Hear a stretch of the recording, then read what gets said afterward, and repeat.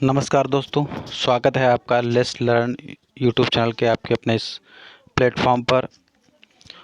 दोस्तों, आज हम यूपी बीएड सामान्य अध्ययन की आंसर की लेकर आपके समक्ष उपस्थित हुए हैं। उत्तर प्रदेश बीएड प्रवेश परीक्षा जो कि 9 अगस्त को आयोजित की गई थी, उसमें जो सामान्य अध्ययन के जो भी प्रश्न पूछे गए थे, उसमें से जो भी प्रश्न हमको प्राप्त हो सके हैं, उन प्रश्नों की आंसर की हम आपके समक्ष लेकर उपस्थित हुए हैं। इससे पहले हमारे चैनल पर उत्तर प्रदेश संयुक्त बीएड प्रवेश परीक्षा में जो हिंदी के 40 प्रश्न हमको प्राप्त हो सके थे, उनकी आंसर की हमारे चैनल पर पहले से ही अपलोड की जा चुकी है। आप उस वीडियो को भी देख सकते हैं यदि आपने उस वीडियो को नहीं देखा है। इस वीडियो के डिस्क्रिप्शन में हम उस वीडियो का लिंक प्रोवाइड करा देंगे, आप उसको भी देख लीजिएगा। चलिए दोस्तों, यहाँ पर हम शुरू करते हैं। तो इसमें जो पहला प्रश्न यहाँ पर पूछा गया था वो था the Hindu view of life के लेखक कौन है। तो इसका यहाँ पर आंसर हो जाएगा the Hindu view of life के यहाँ पर लेखक जो हैं वो डॉक्टर सर्वपल्ली राधाकृष्णन हैं। दूसरा प्रश्न यहाँ पर आया था कि एनसीईआरटी के चीफ कौन हैं। एनसीईआरटी के चीफ जो हैं इस समय हरिकेश सेनापति हैं। अगला प्रश्न यहाँ पर है माई कंट्री माई लाइफ, ये जो कि बहुत ही चर्चित पुस्तक रही है, इसके लेखक कौन है। माई कंट्री माई लाइफ की पुस्तक के लेखक लाल कृष्ण अडवाणी जी हैं। अगला प्रश्न यहाँ पर जो सामान्य अध्ययन में आया था, डोगरी कहाँ की भाषा है। तो डोगरी जो है वो जम्मू कश्मीर की भाषा है। और अगला यहाँ पर प्रश्न है Ctrl+V जो कमांड होता है कंप्यूटर में, उसका प्रयोग क्या होता है। Ctrl+V का प्रयोग हम यहाँ पर Ctrl+V का हम प्रयोग पेस्ट करने के लिए करते हैं, और Ctrl+P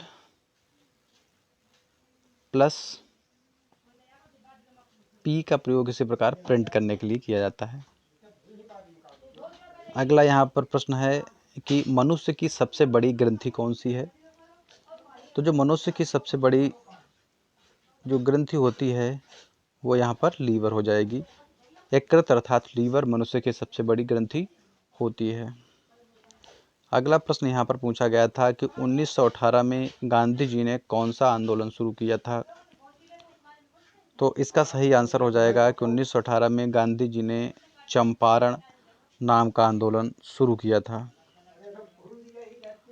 चंपारण जो कि बिहार में स्थित है। अगला प्रश्न यहाँ पर है कि संविधान की 8वीं अनुसूची में वर्णित भाषाएं कितनी हैं। तो संविधान की 8वीं अनुसूची में, जिसमें कि कई बार संविधान संशोधन भी किया जा चुका है, उसमें जो है 22 भाषाओं का उल्लेख किया गया है। ये संविधान की 8वीं अनुसूची में है। अगला यह है कि भारत को कितने डाक पिन क्षेत्रों में बांटा गया है। ये प्रश्न यहाँ पर भी पूछा गया था। तो इसका सही आंसर यहाँ पर हो जाएगा कि जो इंडिया को है वो 9 पिन कोड जोन में विभाजित किया गया है। अगला यहाँ पर जो प्रश्न आया था इस संविधान से संबंधित था, संविधान सभा द्वारा भारतीय संविधान को कब अंगीकृत अर्थात एडॉप्टेड किया गया। तो संविधान सभा द्वारा भारतीय संविधान को 26 नवंबर 1949 को अंगीकृत, अधिनियमित तथा आत्मार्पित किया गया था। शिक्षा नीति, अगला प्रश्न है कि शिक्षा नीति कब लागू हुई।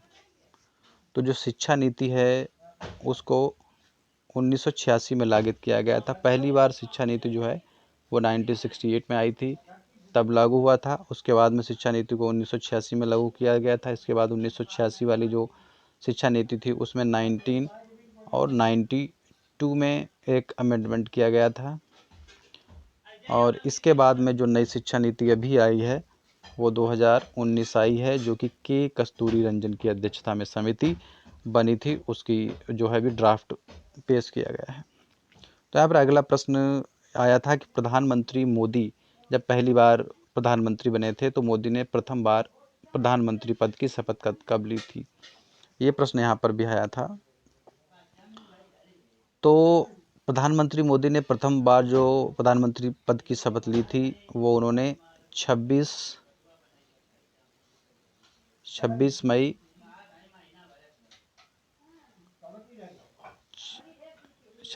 2014 को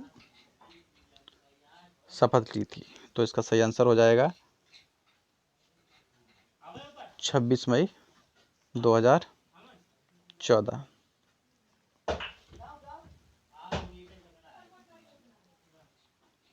अगला यहाँ पर जो प्रश्न है हमारा, रहीम किसके दरबारी कवि थे, जो कि बहुत ही आसान प्रश्न आया था। रहीम जो है अकबर के दरबारी कवि थे। अब्दुल रहीम खान खाना, जिनकी कविताएं आपने अपने बचपन में पढ़ी होंगी। तो इसका सही आंसर हो जाएगा अकबर। अगला प्रश्न आया था कि नरेगा की स्थापना कब हुई थी। तो जैसा आपको पता होगा कि नरेगा की स्थापना जो है वो 2006 में हुई थी। इसके बाद में इसका नाम परिवर्तित करके आंध्र प्रदेश के जो है अनंतपुर से लागू किया गया था इसको। इसके बाद इसकी जो नामकरण जो है वो बदल के मनरेगा कर दिया गया था। अगला यहाँ पर प्रश्न पूछा था कि सर्व शिक्षा अभियान की स्थापना कब हुई थी, मतलब सर्व शिक्षा अभियान कब आया था। तो सर्व शिक्षा अभियान यहाँ पर है वो 2000 में आया था, 2000 और ये 2001 और 2002 में आया था। जो ये सर्व शिक्षा अभियान है 2001 और 2002 में आया था। अगला यहाँ पर प्रश्न है मकर संक्रांति को आंध्र प्रदेश में क्या कहते हैं। तो मकर संक्रांति को आंध्र प्रदेश में, कर्नाटक में, इस क्षेत्र में केवल संक्रांति ही कहते हैं, सोल्स्टाइस, केवल संक्रांति ही कहते हैं। अगला प्रश्न यहाँ पर पूछा गया था कि दिल्ली को भारत की राजधानी कब बनाया गया था। देखिए यहाँ पर कन्फ्यूजन की स्थिति क्रिएट होती है कि दिल्ली को भारत की राजधानी 1911 में भी बनाया गया था और 12 में भी। मतलब यदि ऑप्शन में आपको 1911 दिया है तो सबसे पहले आप इसको टिक करेंगे। यदि 1911 ऑप्शन नहीं दिया है तो आप 1912 टिक कर सकते हैं। यदि दोनों ही ऑप्शन दिए हों तब भी आप 1911 ही टिक करेंगे। तो यहाँ पर फ़िलहाल अब ऑप्शन में देखना होगा क्या था, 1911 था या 12 था। यदि 12 था और 11 भी था तो 11 आंसर इसका हो जाएगा। यदि 11 नहीं था तो 12 हो जाएगा। यदि दोनों ही ऑप्शन गिवन थे तो 1911 ही इसका करेक्ट आंसर हो जाएगा। अगला यहाँ पर प्रश्न आया था कि इंडियन नेशनल कांग्रेस का विभाजन कब हुआ था। तो इंडियन नेशनल कांग्रेस का जो प्रथम बार विभाजन हुआ था वो 1907 में हुआ था, जिसको सूरत फूट, ये अधिवेशन जो है वो सूरत में, गुजरात में आयोजित हुआ था, इसलिए इसको सूरत फूट के नाम से भी जाना जाता है। अगला यहाँ पर जो हमारा प्रश्न है उसको हम देखते हैं। उससे पहले आपको याद दिला दें, आप इसी प्रकार के वीडियो प्राप्त करने के लिए हमारे इस चैनल को तुरंत सब्सक्राइब कर सकते हैं। यदि आपको हमारे वीडियो पसंद आ रहे हैं तो आप इसको शेयर भी कर सकते हैं और अन्य अपने मित्रगणों को भी बताइए। इसमें बीएड से संबंधित जो है वीडियोस आपके अपलोड किए जाते हैं। साथ ही जो है जो भी नई गवर्नमेंट जॉब्स आती हैं उनकी भी जानकारी हम आपको समय समय पर उपलब्ध कराते हैं। और अगला हमारा यहाँ पर प्रश्न है कि भारत में पहली महिला डीजीपी कौन बनी है। तो ये प्रश्न भी आया था कि भारत में पहली महिला डीजीपी जो है वो कंचन चौधरी बनी थी। इसका ये करेक्ट आंसर यहाँ पर हो जाएगा। दोस्तों ये जो प्रश्न हैं इनमें आपके कितने प्रश्न आपने सही किए हैं, और या बीएड की प्रवेश परीक्षा के दोनों प्रश्नों को मिलाकर आपने कितने सही किए गए हैं, ये कमेंट सेक्शन में कमेंट करके आप ज़रूर बताइएगा। अगला हमारा प्रश्न यहाँ पर है कि भारतीय थल सेनाध्यक्ष कौन है। ये प्रश्न भी आया था कि भारतीय थल सेनाध्यक्ष, अर्थात थल सेनाध्यक्ष को हम जनरल कहते हैं, तो पूछा था कि भारतीय सेना का जनरल कौन है। तो आपको पता होगा, काफ़ी न्यूज़ में रहे थे कि भारतीय सेना के जनरल जो हैं वो मनोज मुकुंद नरवणे हैं। अगला यहाँ पर प्रश्न है संविधान के किस भाग में मूल अधिकारों का वर्णन है। तो संविधान के भाग 3 संविधान के भाग 3 में मूल अधिकारों का वर्णन किया गया है।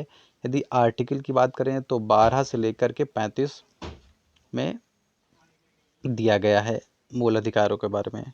12 में जो है वो राज्य शब्द को भी इसमें शामिल किया गया है। और अगला हमारा प्रश्न है कि एगमार्क किससे संबंधित है। आपने सुना होगा एगमार्क के बारे में। एगमार्क एक क्वालिटी से संबंधित एक लैबोरेटरी दस्तावेज होता है जिसका मुख्यालय जो है एगमार्क का नागपुर में है। और एगमार्क का संबंध कृषि और खाद्य पदार्थों की गुणवत्ता मानकों से है। तो इसका ये करेक्ट आंसर हमारा हो जाएगा। अगला यहाँ पर प्रश्न है कि कौन सी गर्म जलधारा नहीं है। इसका सही आंसर हो जाएगा कौन सी गर्म जलधारा नहीं है, तो कनारी गर्म जलधारा नहीं है।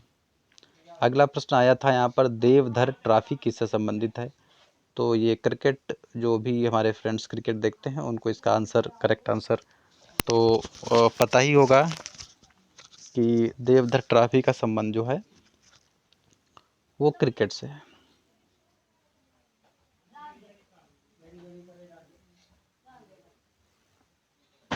देवधर ट्रॉफी का संबंध क्रिकेट से हो जाएगा। अगला प्रश्न आया था कि राष्ट्रपति को शपथ कौन दिलाता है। तो आपको पता होगा कि राष्ट्रपति को जो शपथ है वो सुप्रीम कोर्ट के मुख्य न्यायाधीश दिलाते हैं।